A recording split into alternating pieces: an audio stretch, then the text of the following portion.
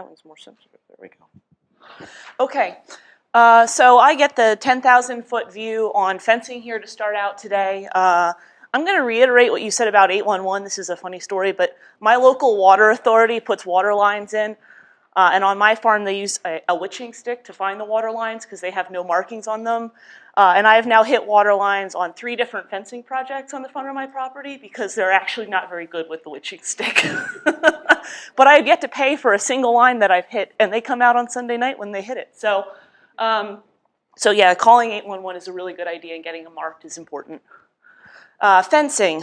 So if we were going out and trying to put up a fence, these are all the things I would want to see in my fence. I'd want it to be visible for the crazy animals that won't know that they shouldn't go through the electric fence, right? I want it to be tall so they can't go over it.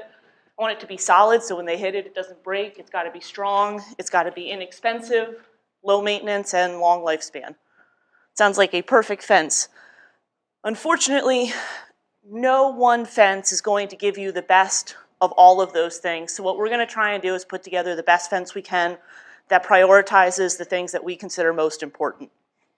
And so I use this example here. This is one of the spots where the water company mismarked a line, actually. But this is one of the fences on my property.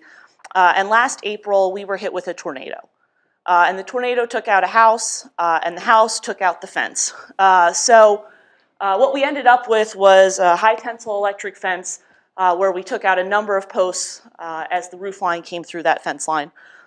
The benefit of this fence, and one of the reasons that I'm a strong proponent of the high tensile electric, is that I was able to pull the posts out and all the other material out and pop the fence right back up, and the animals that were in the field were still contained while I figured out what to do with everything else that had happened. So in my mind, the reason I have a fence is to contain animals. That's my priority, is to contain my animals within that fence so they're not out on the road. And the fence did exactly what I needed it to do very quickly with very little work in the middle of the night when I needed it to work. That doesn't mean it's the right fence for you. It's not the right fence for all animals. But when you're choosing your fence, you need to choose a material that's going to work for you in your operation, that's going to handle the situations that you're expecting to experience. Don't expect to experience a tornado. That's not probably the point of the story, but you know, something that's going to handle bad weather and come back. For me, that was a priority. I have a lot of trees on my property. There's a lot of different types of fencing on the market, and I'm here to sort of give like the economics and the overview of a couple of these fencing materials. And although we've made it out here into the western part of the state, wood plank fence is still a lot of people's priority from a visual experience. They like the aesthetic of it. So we're going to talk about the economics of that type of fence. We're going to talk about a traditional woven wire fence because that's what most people have experienced putting up before. It's the one that most people see on a lot of operations with livestock. We're going to talk about fixed knot high tensile fence a little bit here. We're going to hear more about it from Stay Tough. We're going to talk about high tensile electrified fence. We're going to talk about barbed wire as well because that's the other fence that a lot of people have traditionally put up for livestock operations. For all these cost comparisons today, I am using the Virginia Tech fencing calculator to compare the costs. If you go into your notes under fencing economics there's a lot of materials on this, but this is an online calculator, and it allows you a lot of flexibility in doing your own analysis on fencing costs. It does include labor. It also includes materials, and you can adjust the number of posts, the size of posts, post spacing, so you can actually really figure out what type of material costs and then the associated labor is associated with putting in a fence. And I think they do a fairly good job. They have some assumptions here. All of these costs are on a per 1,000 foot of fence basis. So when I put up some costs here lower in the thing, it's the cost to put up 1,000 foot of fence. It assumes that there's bracing on both ends, some corner braces, a couple spots within the fence where you're going to have to make a turn or a curve, and there's going to be some pressure points where you need some larger posts. It also has some line posts driven 3 foot in the ground.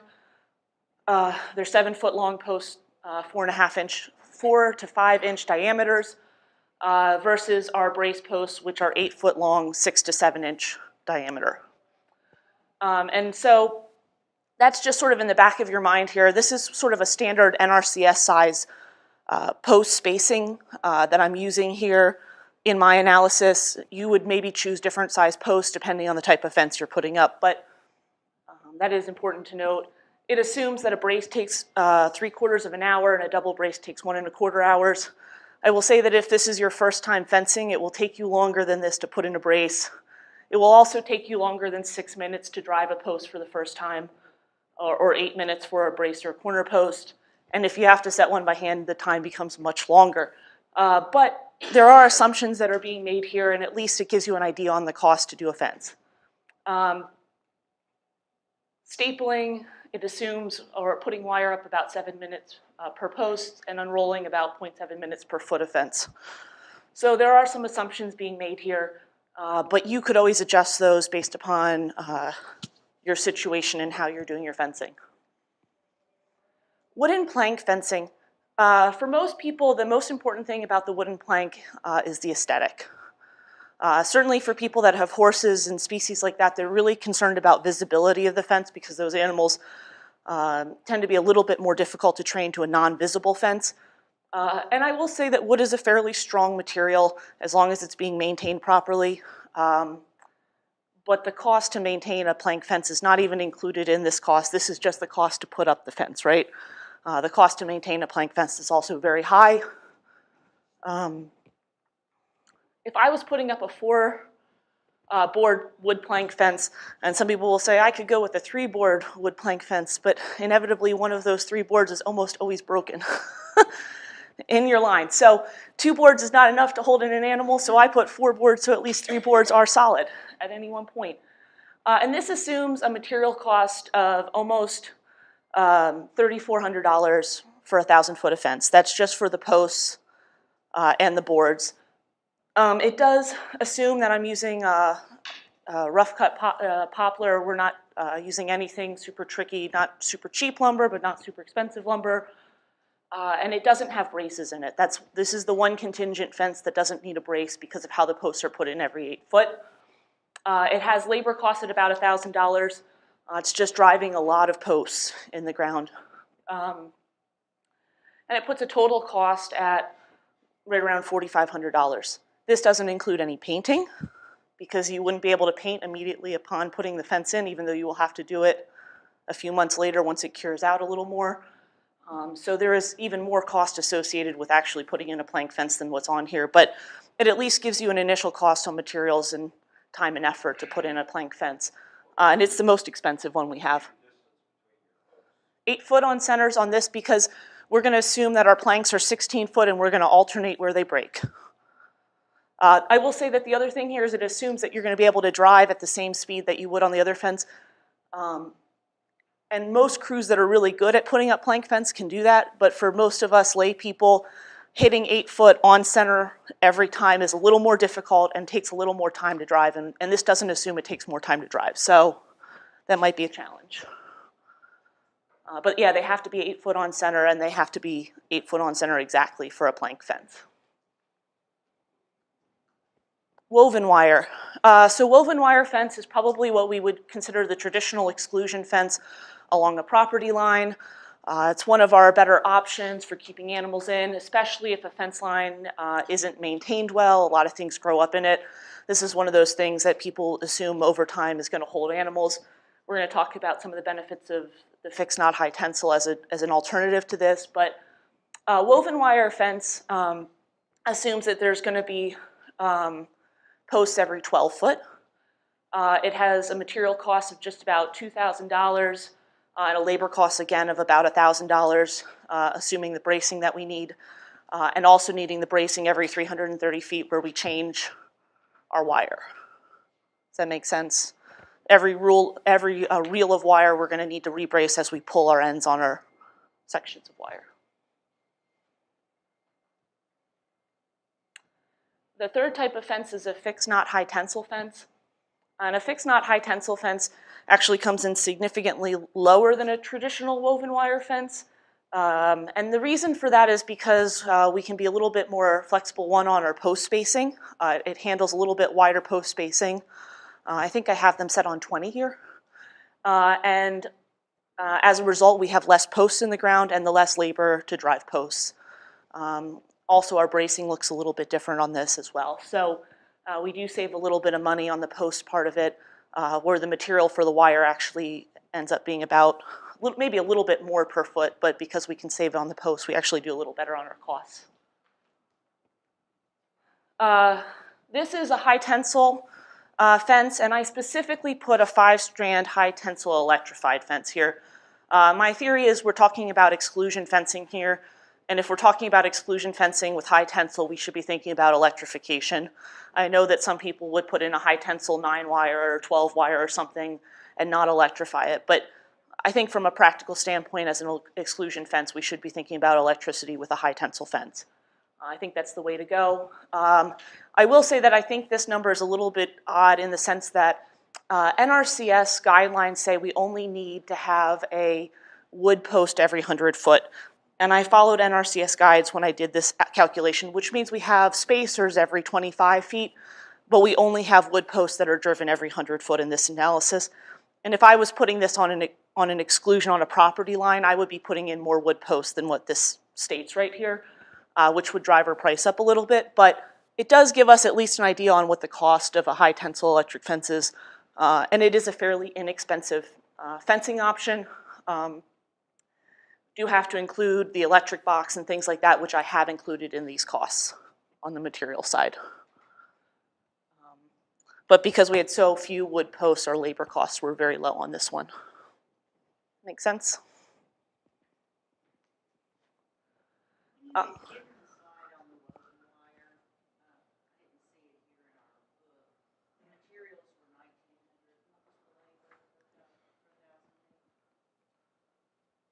Woven wire, just over 1,000. Yep, so $1 a foot. And then barbed wire is our last type of fence here that I want to talk about because a lot of people are really interested in barbed wire. They think that that's our lowest cost option. And actually, I think the high tensile fences really compares pretty strongly with the barbed wire fence. But some people, if they don't like electricity or they don't trust electricity, barbed wire is the way that they end up going, which is fine. I personally don't like working with barbed wire. It's just not my favorite material to work with, so I don't choose to use it. But it is an effective material, and the new high tensile steel that they're using in barbed wire does help with the strength on that material as well. I put a 4-strand barbed fence in here. The one thing I will also note is that barbed wire is not meant to be electrified. So if you're putting in barbed wire, you're not looking to put in an electric fence. I'm not encouraging you to electrify it. You should not be planning to electrify it. It's a safety hazard to have an electrified barbed wire fence. It is not a good idea. So please don't tell me you did that, or show me pictures. I don't want to see that. And so I went with a 4-strand here. 4 or 5 strands I think would be appropriate. Anything less than that would be a challenge for keeping in animals. I will say I have on a farm that I'm working on right now a 4-stranded barbed wire fence, and I can still let calves out underneath the 4th strand. So I find this to be a struggle on an exclusion fence, but some people are very successful using barbed wire. I have a material cost here of right around $1,000 and a labor cost of $859, so about $900. It does have posts every 12 foot again. You can use an option of some steel and some wood, but I'm pretty sure I went with straight wood posts on this fence for this calculation. So, just to be clear on the labor costs. Yes. That's not if I hired someone. That is not if you. So it implies your time at something in the neighborhood of like $15 to $18 per hour, and $60 per hour for your equipment that you're running. So it does assume at least a nominal amount, but if I was running a business, I would not be charging you at my time at $18 an hour when I know I have to travel there, pay for insurance, pay for the injury. No one's going to charge you at that rate, but at least this gives you an idea if you're doing it yourself, or if you wanted to, say, do your own fence on an NRCS project, you could bill out at a rate like this, and there's no way they could challenge that number. It's very low.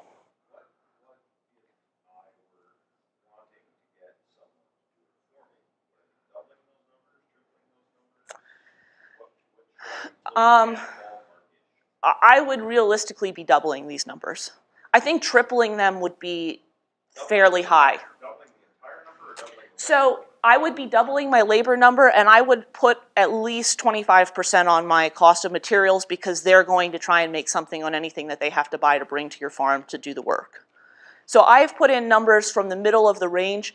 The other thing you could do is on the cost for materials, you could bump to the high end of the range, or you could go price them yourself and negotiate with them if you were supplying materials, depending on how you and the contractor work together.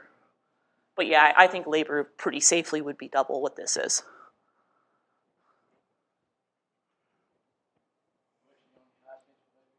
What's that? Yes. So on this one, I had all 5 strands electrified. Yeah, so I had insulators on all of them. The benefit is I only had so many wood posts with them at 100 foot, so it keeps everything pretty inexpensive. But again, I recognize that that's probably not what most people are going to want on their perimeter line. They're going to want more wood posts, less spacers or steel posts in there. So for your posts here, I just put this up here to remind people about the different types of fencing post options that are out there. And I think we're going to hear a little bit more about posts later, but I just reiterate the importance of getting properly pressure-treated wood posts. Putting in a wood post that's not properly pressure-treated is not a good investment. They're a little cheaper up front, and they last a lot less time. So take the time, choose the materials that are going to have low maintenance, and keep the initial cost where it needs to be. But low cost initially that's going to have to be replaced very often is not a good solution for a fence. Yes? Could you tell everybody what a properly treated, how you should find a properly treated? Sure. Well, are we going to see the slides later too on this? A properly pressure treated post is going to have the right pressure treating on it. And if you look at a post, it's almost always got attached to it a piece of material that's stapled into the end. And that piece of material actually tells you where the post came from, who did the assessment to make sure that that post, that the right company was reviewing it. So it's usually southern pine around here, southern yellow pine. And so that association reviews how they were pressure treated, what kind of pressure they used, and what kind of materials they used. And both of those are printed on there. So anytime you go to get posts, you can go ahead and look for that label that's stapled into the end of the posts. Yes, sir? Yeah, you say untreated wood, are you talking about cedar? So cedar, locusts, things like that people are taking off their farm, they do a little better than, say, if you just were pulling pine or something like that that's not treated, but a pressure-treated post is still going to be better.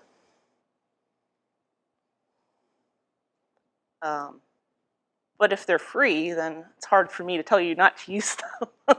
but I mean, I was just wondering, yes, sir.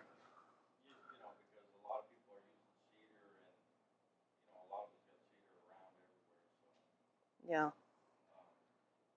but those treated posts are pretty expensive too. Well, they keep going up, and I think this year they're a little bit tougher to find. But yeah, they are a little more expensive. But ultimately, that upfront cost means you don't have to replace them as often, and that's a big deal. So, yes. So you said read a tag to say whether it's a good treated post or not. What has to be on the tag? He's going to show you that you are going to show that in the next slides. I'll let him tell you that because I hate to burst the bubble. But he's going to give you the number big in the middle of the screen so you guys can see it. But there are different levels. I will say this. There are different levels for pressure-treated wood. And there's residential numbers, and then there's agricultural numbers, and there's different materials that they can treat with. Some are copper, some are using it starts with an A. I can't remember what the name of it is. Arsenic, yeah, thank you. And then, so all the materials have a little different response rate to bugs. And so you want to really, when he shows you what it is, that's what you want, that or greater. So it is really important. These are just sort of my thoughts because I'm a big proponent of planning your fencing materials early. Before you start fencing, your perimeter fence is going to be where your perimeter is, and we'll talk about how important getting the perimeter right is. But once you get past the perimeter fence, before you do a lot of other fencing, you should do a really hard assessment of what size pastures and paddocks you need to build. Do you need a variety of sizes? So some people will just break down everything into 5 acres because they've got 50 acres or something like that. But sometimes that's not the right way to break down your fields. And sometimes you have a couple animals that can't be in with your group, like a bull. Do you have enough small paddocks for these single animals that you don't necessarily want in your large herd? Or if you're weaning calves, do you have a proper spot to do that? These are really important things to think about early in the planning process and choosing the right locations to put these. It is really important to have an idea in your head how you're going to operate. One strategy is to get your perimeter fencing correctly and then create smaller areas within that using some electric fencing options, some short-term options to try and figure out how that piece of land works best, what size fields actually are going to work, if there's areas of the field that you want to hay and other areas that you don't. This is a good way to at least get a feel for what's going on. There are lots of options for temporary posts, some that are taller, some that are shorter, some that will carry multiple lines, some that will carry a single line. So take that time up front, especially if you have electric on your perimeter fence, and use some temporary fencing on your interior fences to figure out exactly where you want to break your fields up before you go in and do your fencing, because once the posts are in the ground, you're probably not going to want to change it. And there's a lot of materials that you can use to carry your electricity on these temporary interior fences while you're doing this planning process. Everything from single aluminum or single strands of steel all the way up to the poly tapes that are up on that picture there. And so if you're moving your fences and you're not sure that your animals are following very well, you can go to a more visible option. But for trained cattle and options like that, a single wire is enough to hold them in once they're properly trained. And the other thing I will say is you need to choose the right energizer, especially if you're going to run a lot of temporary fence, to be able to energize all the wire that you have. And that poly wire and some of those other materials don't energize in the same way. They pull a lot harder on a charger on a box. And so you do need a slightly larger box if you're going to run those materials.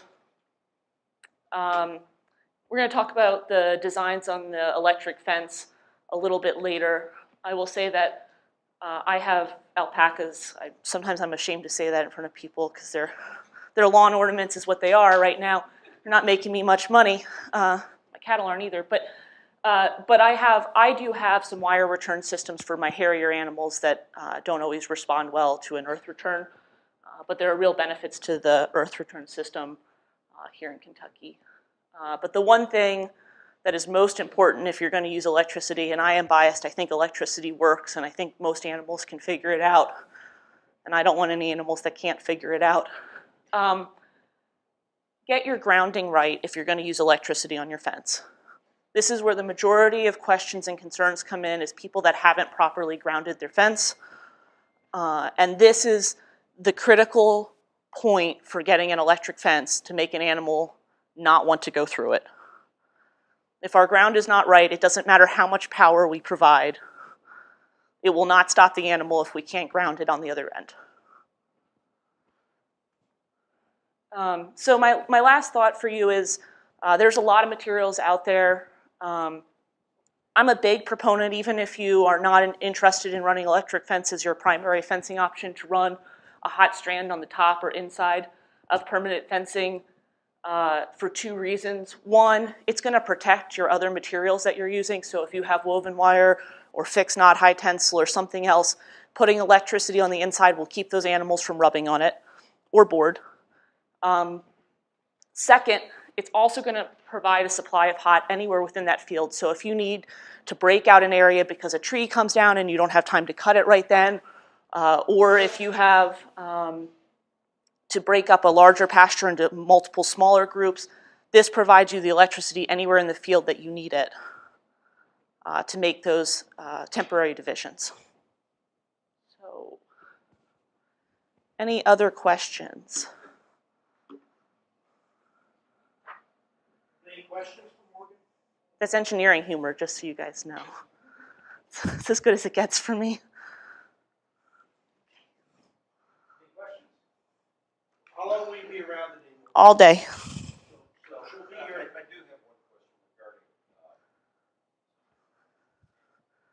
is the concept of using plastic fencing for perimeters ridiculous? Like the vinyl fencing. So I will say this. Vinyl fencing, when it came out about 10 years ago, a lot of it's not been great with UV light. It becomes brittle over time. So for livestock fencing, it tends to shatter. The newer fencing they claim is better. I don't know that we've seen all of it for long enough on the market to know exactly what it's going to do. For the horse customers that I deal with in central Kentucky, I do sometimes recommend instead of board some of like, whatever they call it, the horse rail, some of the bigger vinyl that's more flexible. I'm not necessarily always a fan of the vinyl that goes over a board or some of those materials just because I'm not sure how well they hold up long term at this point.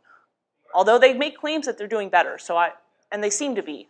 I've seen a couple farms in our area that have white vinyl and they're running an electric line across the top. Yeah. And it's a very attractive fence, but I just don't know the lifespan on that material. The claims that they make sound great. I don't know that the newer vinyl fences have been completely validated yet. Although they're doing better than the older ones, so I can say that for sure. Yeah. Some of that vinyl, the flexible vinyl materials, I do think do hold up. So, but even if they don't, if you run hot on the inside of them, at least you. No. But you can add two different materials together. So, like if you wanted, instead of putting in one material, you could alternate a different cost in there for your material instead, right? Because you're just running. It's just assuming a cost for wire. You could assume a cost for any material that's running along the length of your fence, and you could insert it. You could always adjust with that calculator to run a different material. So that's the Virginia Tech. The Virginia Tech one it's very easy. As long as you make conscious decisions to change the cost of the material, you could analyze it multiple ways. You can change post spacing, so it's very flexible. Calculator. Not perfect. No. It's an estimator just like anything else, but. Yeah. Any other questions, Morgan? Let's give her a hand for her.